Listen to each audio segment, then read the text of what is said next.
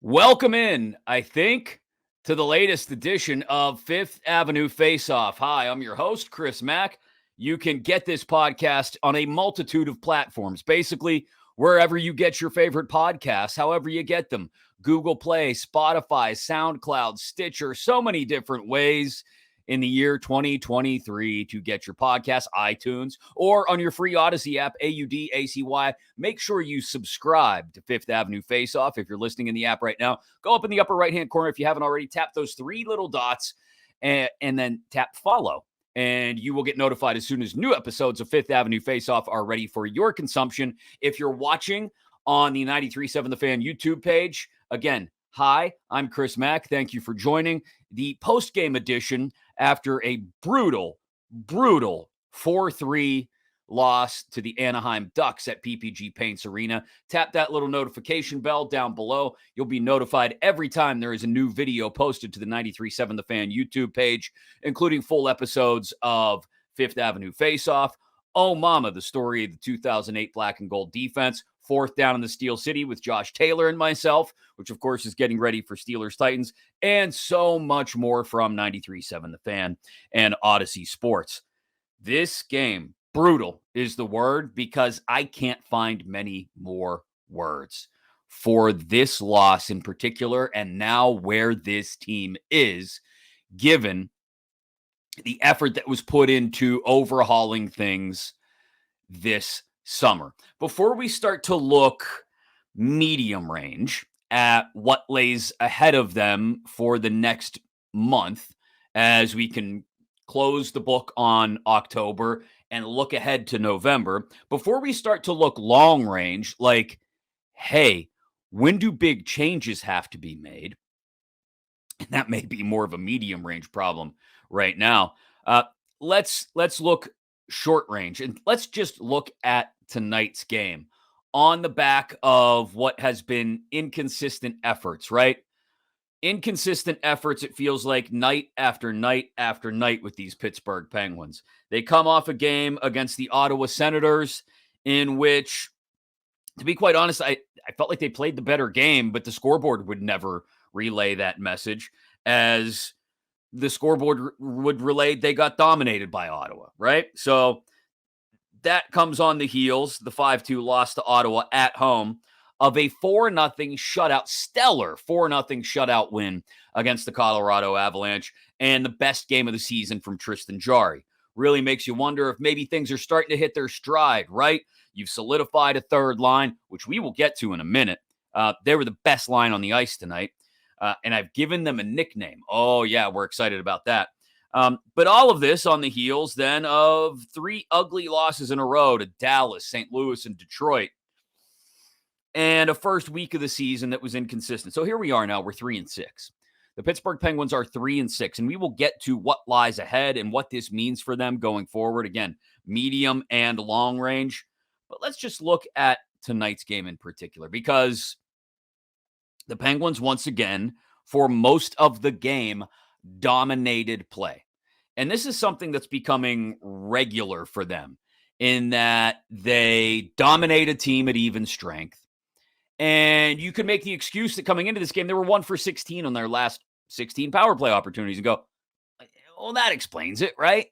You know, you can dominate at even strength, but if you're losing the special teams battle, then it's not gonna benefit you at all, really, to win at even strength. Or if you're winning at even strength but not finishing, which has been a bugaboo for this team for a couple of years now, you better finish on the man advantage. They hadn't been doing that. So we arrive at Monday night, PPG Paints Arena. And before we get to the game itself, a very nice tribute to Adam Johnson, former Penguins product, who some of you may have heard over the weekend, died in a terrible on-ice tragedy in England's top ice hockey league. A skate cutting him in the neck, and he didn't survive the accident. Terrible. A young man lost way too soon. A guy who scored his first NHL goal as a Pittsburgh Penguin, and did so in his home state of Minnesota. was a part of the organization right up until right up to the precipice of the pandemic, and then moved on. And by all accounts, I never had a chance to meet Adam Johnson, but by all accounts, from those who did, both in the organization and around the organization, was a really great guy. So you feel for his family, and I thought it was great what the Penguins did tonight in honoring his memory. By there were plenty of teams around the league I saw on social media tonight honoring Adam Johnson with a moment of silence, which is very appropriate in this case. You lose somebody in a tragic accident at a far too young age. The Penguins decided to go with let's celebrate Adam Johnson, and let's give him one final round of applause, which I thought was a really great way to do it, to be honest. A really wonderful job done by the Penguins in honoring Adam Johnson before the game. And then once the game gets started, you're watching things, and you're kind of watching the Penguins and Ducks sort of feel each other out through the first 20 minutes. There were goals scored through those first 20 minutes. And as has become the case, the Penguins were unable to hold on to leads. Happened a couple times tonight. What was promising, though, early on was that when Erik Karlsson scores about 3 minutes into the game on the power play, it's something that many people have talked about in trying to fix this power play over the last few weeks. And that is just let Erik Karlsson shoot. Just let Karlsson grip it and rip it. And that's exactly what he did. And he scores. And bang, just like that. Power play out of the funk. And Penguins have a lead. Unfortunately, about 5.5 minutes later, you get Tristan Jarry flopping around on the ice like something that was just delivered to Woolies Fish Market. I don't know. And you get defensemen standing around Chad Ruedel and Ryan Shea like they're tourists. Look, I realize the NHL game is a whole lot different from when I came up watching it in the 80s and 90s. But there is always going to be an aspect of physicality to the game, especially in front of either net. If you are in front of the opposition net, you expect to feel some sticks on your body. If you are protecting your own net, you should be using some lumber, graphite, whatever, and your own body to clear space for your goaltender. Now, Jarry did not help his defenseman, but his defenseman did not help him either, as Ruedel and Shea kind of stood around and watched the Ducks swipe at a loose puck, and after it had slipped past Jarry, then push it over the goal line to even things up. I grow tired of watching this defensive core get pushed around or look uninterested and lackadaisical in playing a physical game in their own blue paint. Tristan Jarry has a lot of warts, and he is not a Stanley Cup caliber goaltender. I don't believe so anymore. I had my thoughts, I had my ideas early on in his career, and he'll have his moments, but they're far too far in between, few and far between, to make him a Stanley Cup caliber goaltender. That's not something we learned in the silo of tonight's game. That's something we've seen play itself out over a while now. But when his defensemen don't help him, it's all the more frustrating. And I am convinced that someday a Penguins defenseman will physically punish an opposing forward who is standing in front of his goaltender. And when it happens, I hope my grandchildren memorialize it for future generations, because I hold no hope that it's going to happen during my lifetime. Anyway, it's 1-1 going to the first intermission. Pens come back out, and once again, it feels like the ice is slowly starting to tilt in their direction.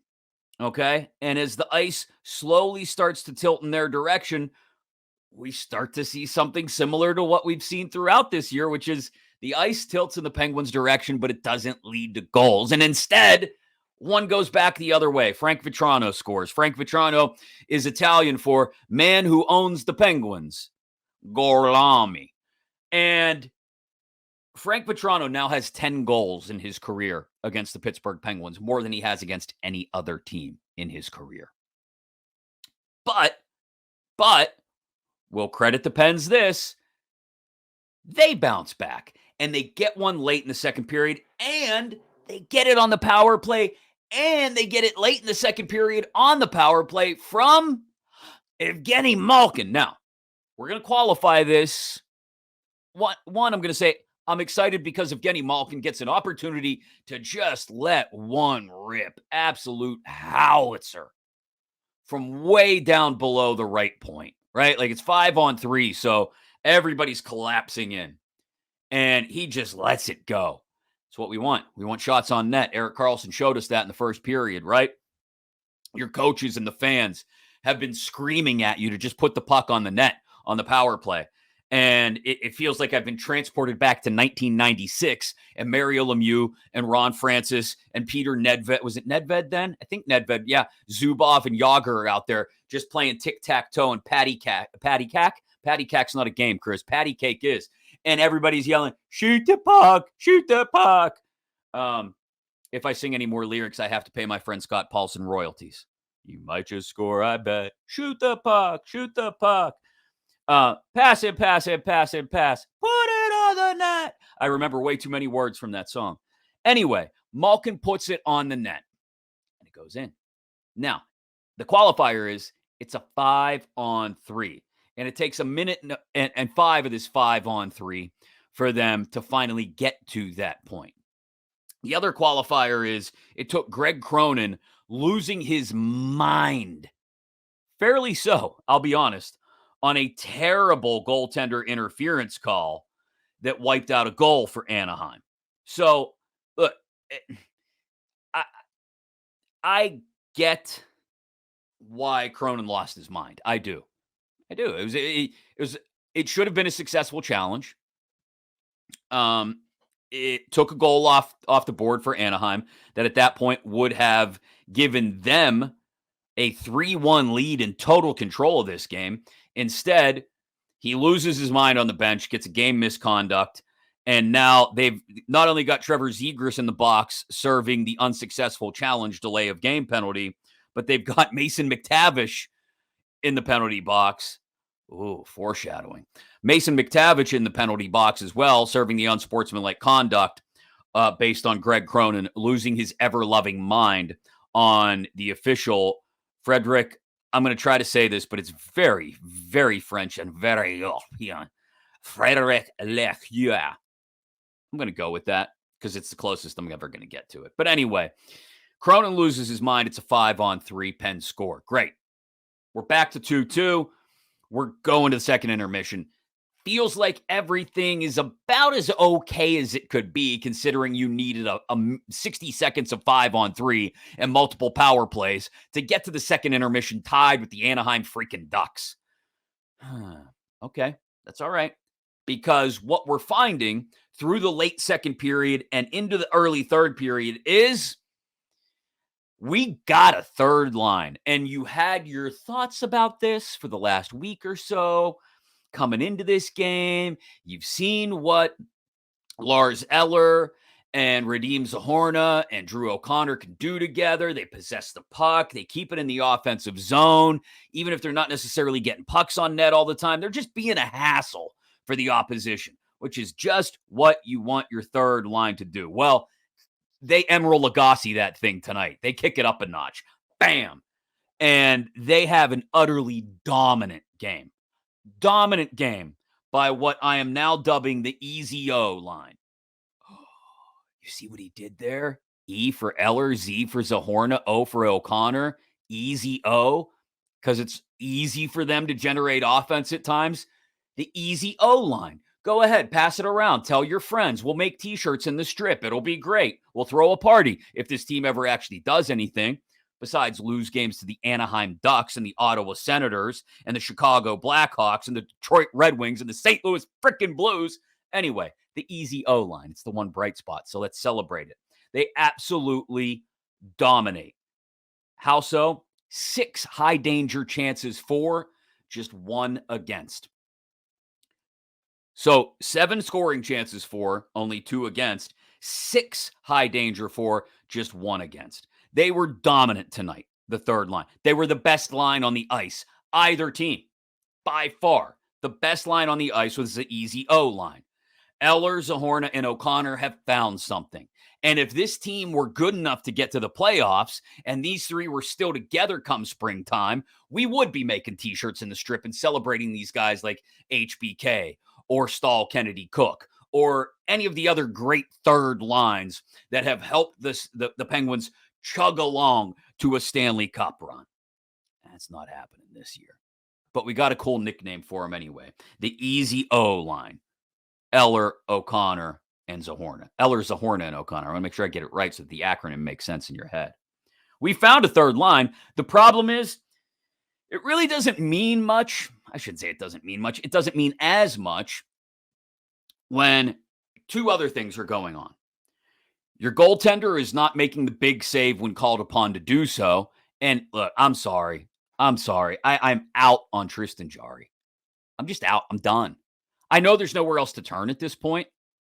Like, it's not going to be the Magnus Hellberg show, but this contract, I had somebody tweet me after I had posted about Tristan Jarry never making the big save in the big moment, and that was before the third period even.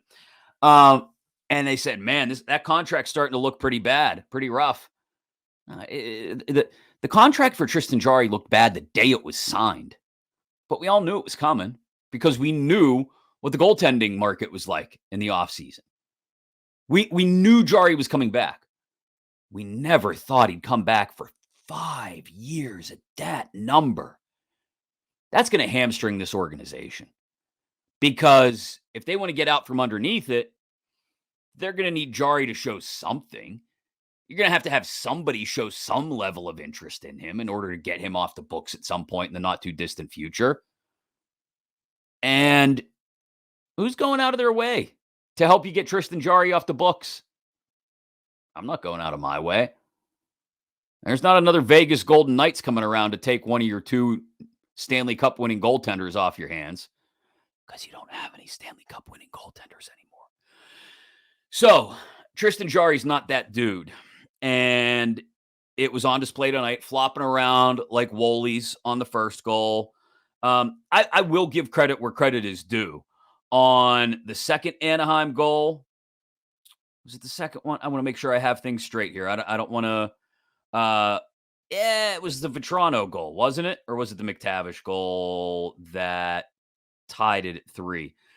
He got sniped over the shoulder. And there wasn't much you could do about that. There was one goal tonight. I'll just chalk up and say, hey, beautiful shot. But here's the problem. He never makes the save that you need him to make at the absolute moment you need it to be made. Other than that penalty shot against Detroit a couple weeks ago, that's really it. That's the only one he's had this year where he went, whoa, okay. That's what we needed, and this is when we needed it. Hasn't happened. It just hasn't. And so you're left with a guy who makes most of the saves that he's supposed to make. No, I take that back. It wasn't the first McTavish goal late in the third period that tied it at 3. It was, in fact, I'm just watching the first McTavish goal back, and it's just, what is going on here? Like, how does Tristan Jarry allow himself, and look, the puck gets turned over high in the defensive zone. It's a really nice pass, but why is his 5-hole open there? Why? Anyway, I can't handle Tristan Jarry being the dude that doesn't make the save anymore. It was the Vetrano goal, by the way, that was the snipe over the shoulder, but here nor there. So it's late in the game. Zahorna has scored early in the third period. The easy O-line has struck gold yet again. McTavish gets the one where he dances in front 5-hole off the turnover high in the zone. And we're tied up at 3 with about 17 minutes left in the game. From there, the Penguins continue to pepper Lucas Dostal. And Dostal plays out of his freaking mind. Out of his mind. 32 saves on 34 shots. He absolutely stoned Sidney Crosby at one point. Stoned Jake Gensel on a beautiful feed from Sidney Crosby, much like Crosby had been stoned by Johnny Whitehall earlier in the game, which actually on that sequence, John Gibson was hurt. Hope John's okay, but had to leave the game at first intermission. Anyway, Dostal just absolutely shut the Pens down. It doesn't help that when they get another very big power play opportunity, by the way, they're only 2 for 7 on the power play tonight. So as nice as it was to see Karlsson score early on the power play and Malkin rip that one on the 5-on-3, not enough for me to say there are any signs that this power play is bouncing back to life, because it cost them the game late. It cost them the game late when they're lucky enough to run into a 5-on-3. When I imagine if Greg Cronin hasn't ripped the sink off the wall and slammed it off a mirror in the shower in the locker room at this point, he did. When he sees another 5-on-3 get handed out to what's supposed to be this Hall of Fame worthy power play, right? Karlsson, Crosby, Malkin, Gensel, whoever else they want to throw out there. Tonight it was Riley Smith. You have 3 Hall of Famers on the same power play. 3 Hall of Famers. You can barely get shots on net because nobody wants to shoot the damn puck. And it happened again. 5-on-3 late in the game. McTavish goes for tripping Lars Eller. Sam Carrick goes for putting the puck over the glass about 10 seconds later. You've got a minute 49 of 5-on-3 with 2:07, 2:08 left in the game. The rest of the game is essentially a power play. Here we go. All right. Gino showed us how to do it earlier. Karlsson showed us in the first period. Here we go. This is where we win it. We walk off against a less talented team. We show those young bucks how the old crafty veterans do it, right? We got our together. No, they don't. No, they don't, because they get out there and on the 5-on-3, they proceed to do what every 4-year-old girl loves to do on a playground and what this power play loves more than nothing else. Patty cake, baker's man. Screw a power play up as fast as you can. Roll it and dust it off and pass it to the next guy. And never put the puck on the net again. It's ridiculous. Erik Karlsson, who earlier rips one, lets it go, scores, just refuses to take the shot again. He's back and forth with Evgeny Malkin at the top of the zone. Malkin, who also has scored earlier in the game on a power play by just gripping and ripping it, refuses to shoot the puck for some reason. And he's playing patty cake. And the two of them are up there. And what happens? The puck gets turned over.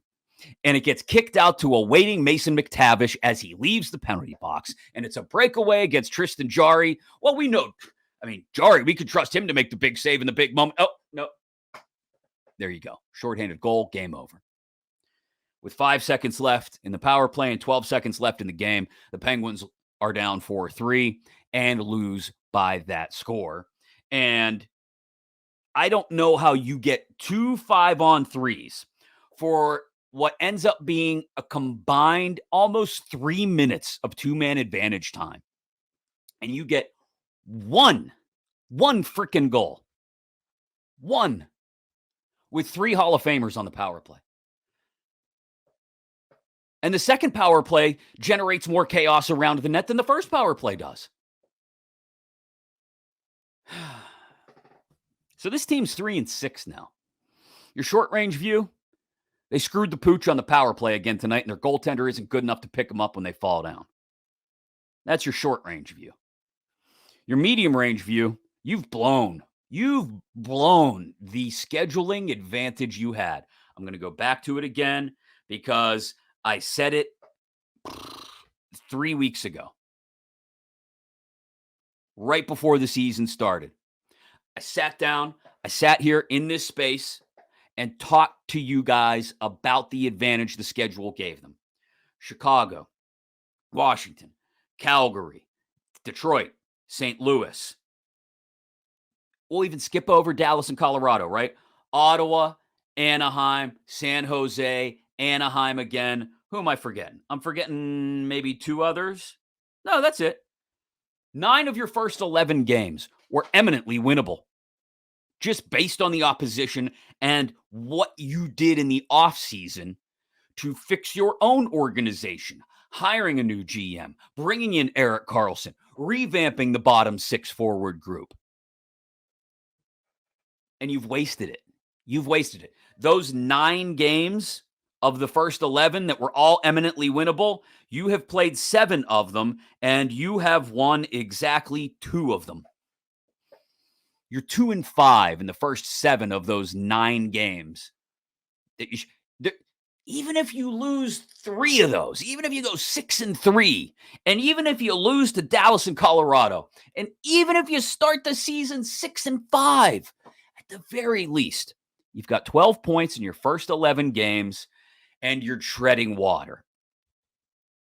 They're not even treading water. They're the worst team in the Eastern Conference right now. And that's not just based on the way they're playing. That's based on their record. Every team in the Eastern Conference, as I speak to you right now, and let's see, are there any games that have not gone, any Eastern teams that haven't gone final? So Montreal is out west against Vegas. Full transparency, it's about 10:35 on Monday night, and Montreal is out west playing Vegas. They're only in the first period. Montreal down 1-0 in that one right now. But let's, even if Montreal loses that one, okay, that's fine. Let's say Montreal loses that one. It will still mean every team in the East will have played somewhere between 7 and 10 games. The Penguins have played 9. The Penguins have the lowest points percentage per game in the Eastern Conference. They have the fewest points in the standings in the Eastern Conference. In the league, the only teams worse than them in those regards are the Edmonton Oilers, the Calgary Flames, and the winless San Jose Sharks. They've wasted any capital the schedule handed them. It's gone. And now they're staring down the barrel of, tell me if this sounds familiar, a game against the San Jose Sharks that should get them their equilibrium back, right? This reminds me of last February, late January, early February in the All-Star break. And they had the Sharks at home, and they crapped the bed there. We went to the break wondering, what's up with these guys? Here we go again. They've got the rest of the week off. They're going to go out west. They've got the Sharks on Saturday. And then they visit Anaheim a week from tomorrow, Tuesday, November 7th. Those 2 games have to be wins. They have to be. They have to be. If you are the first team, if you start the way they have in their first 9 games and game 10 is you're the first loss, or excuse me, the first win of the San Jose Sharks season, I mean, we're rapidly approaching when do we do something big and what do we do territory. Kyle Dubas painted himself into a corner this summer when he walked into the job. He's essentially said it was Mike Sullivan's job as long as he wanted it. We got a problem here. You're not getting rid of Crosby, Malkin, or Letang right now. Those guys are tied to the organization for as long as they want to be tied to the organization. The only thing you have left to do is dispose of the coach. And look, I am not here to tell you that everything's going wrong because of Mike Sullivan. It's not. It's the execution on the ice. Are there some guys that the message from Sully has probably gotten a little stale? Absolutely. This guy's been, I mean, you can measure an NHL coaching tenure in dog years. This guy's been around forever. And I like him. I like him as a person. I like him as a coach. But what else are you going to do? There's nothing else left other than a big trade. And Kyle Dubas is not a guy like Jim Rutherford who goes and makes a trade just to make a trade, Carl Hagelin. And then everybody ends up regretting it much later. Tanner Pearson. So the only thing Dubas will have left is stand pat and watch this thing disintegrate before his very eyes, or make a move on the coaching staff. What's he going to do? Sacrifice the coach in waiting, Todd Reirden? Maybe because the power play sucks. I don't know. Maybe that's the move, but that's not going to actually affect any change. What, a bunch of guys look around at each other in the room and go, oh, man, that sucks. Reardon's gone. So when we get out there, you want to just kind of like pass it around on the power play and we'll all stand there with our thumbs up our butts? You think Todd Reardon? Hell, I mean, we're at the point where I don't even know if firing Mike Sullivan would register a big enough shockwave through the room that these guys would change the way they're playing. In fact, I think it might have the reverse effect at first. What you might get is a bunch of staunchly entrenched veterans who look around and say, I can't believe they fired our coach, man, and double down on the way they're playing.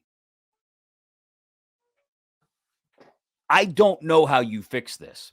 I do know how, I take that back. I know how you fix this. These guys start to play like they're capable of playing.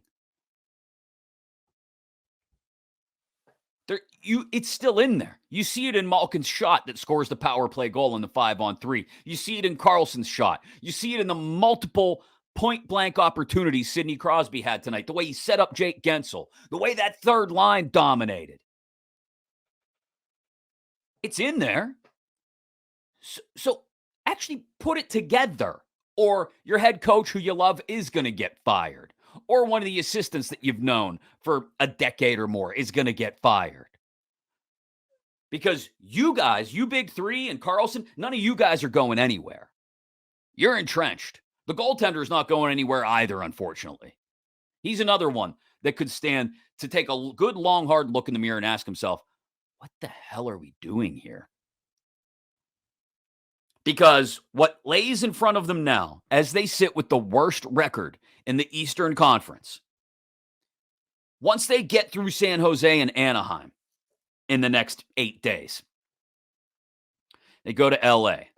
That might not be good. And then they come home for Buffalo. Buffalo's sputtering a little bit out of the gate, but they're still talented and young. Then Columbus. Okay, that's an opportunity maybe. Let me tell you what I'm going to go 1, 2, 3. I'm peeking down at the schedule here. For those of you watching on YouTube, excuse my lack of eye contact. 1, 2, 3, 4, 5 of 6. Yeah. 6 of 8. 6 of their 8 games at the end. 6 of their last 8 games of the month. Let me rattle these ones off to you. Jersey at home. At Carolina. Home against Vegas. Home against the Rangers. I'm just going to keep making noises for each one. Then you go to Buffalo. Okay, that's the first half of a back-to-back because after that, you got to come home and play the Maple Leaf. Then you go to Nashville. Okay. Although, Nashville hasn't started terrible this year, 4-4. And then you go to Tampa. Ooh. Oh, boy.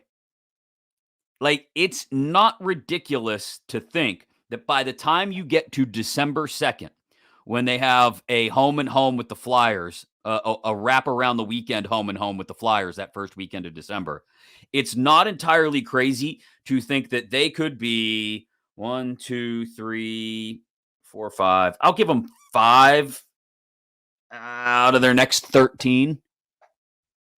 I mean, that would, they could be 8-19. No, sorry. 8-14.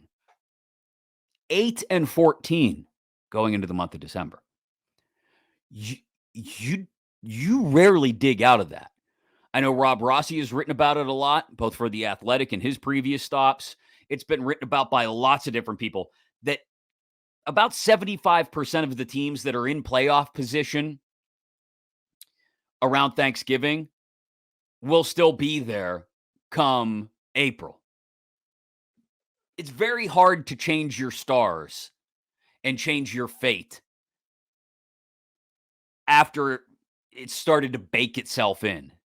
And you get through a quarter of the season and you're more than 5 games under 500, which is what this team may be just based on the schedule through the month of November. Now, I say all that totally knowing and understanding that this team also dominated the Colorado Avalanche a few nights ago and gave them their first loss of the season. Kevin Garnett said, anything is possible. But it doesn't look like it right now for this team. This team looks lost. They look absolutely, totally, utterly lost.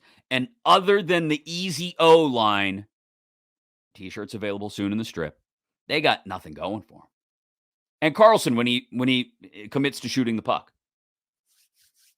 they're in a bad way, friends. They are in a bad way. And long term, like I said, that's your short term and your medium term. Long term, aside from possibly missing the playoffs again this year, despite all the maneuvering you did this summer, if that were to happen, any moves that don't get made during the season to try and course correct will get made in the offseason. Like, guys will be asked to waive no trades. And I don't mean any guys. I mean guys. I'm looking at you, 71 and 58.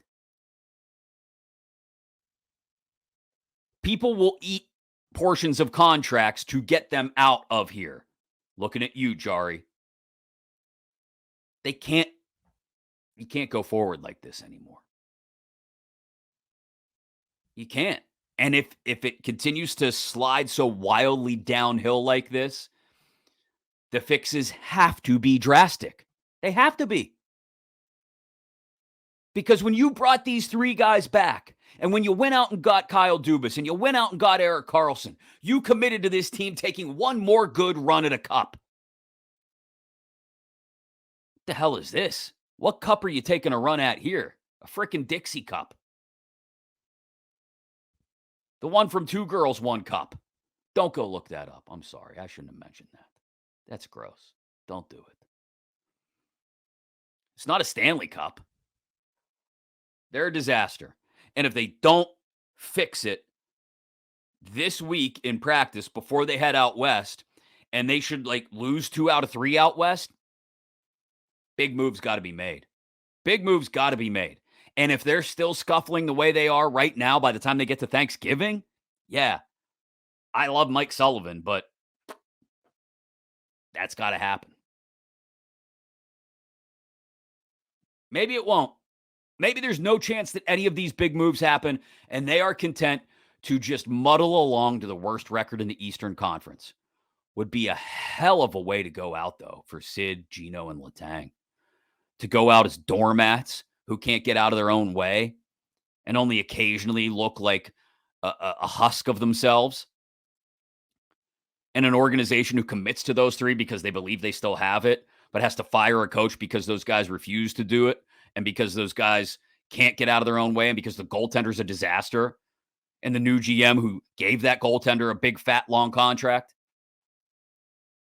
Everything gets called into question when you look this bad. And here's the reminder. I know they were on the precipice of winning this thing. 5-on-3 power play for the last minute and a half, minute 45 of regulation in a tie game.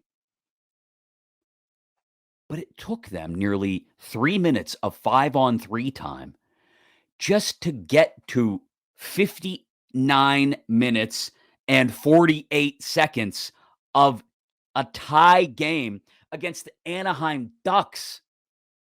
They should have run the Ducks out of the building if they're any good. Lots of problems. They are many. And they need to start rectifying them soon. I don't know if you feel any better about things now, but I feel like I got some things off my chest. So, if nothing else, we got some things to talk about and some T-shirts to make, because we will find a silver lining in that easy O-line, Eller, Zahorna, and O'Connor. As always, thanks for joining me here on Fifth Avenue Faceoff. You know, if you want to get reminded of new episodes as soon as they are available, that all you have to do is in your favorite podcast app, just tap follow or subscribe. And then you'll get notified as soon as they're available, especially inside your Odyssey app, AUDACY. It's free. Download it today. Take all your favorite sports, podcasts, news, and music with you wherever you go. And don't forget, you want to watch because you got a thing for this face? Yeesh. By all means, the 93.7 The Fan YouTube page, where full-length episodes of Fifth Avenue Face-Off and all of our podcasts, Fourth Down in the Steel City with Josh Taylor and myself, Oh Mama, a look back at the 2008 Black and Gold defense, and All kinds of content from 93.7 The Fan gets posted absolutely every single day. Thanks again for joining me. Thanks to Greg Finley for producing. This has been Fifth Avenue Faceoff.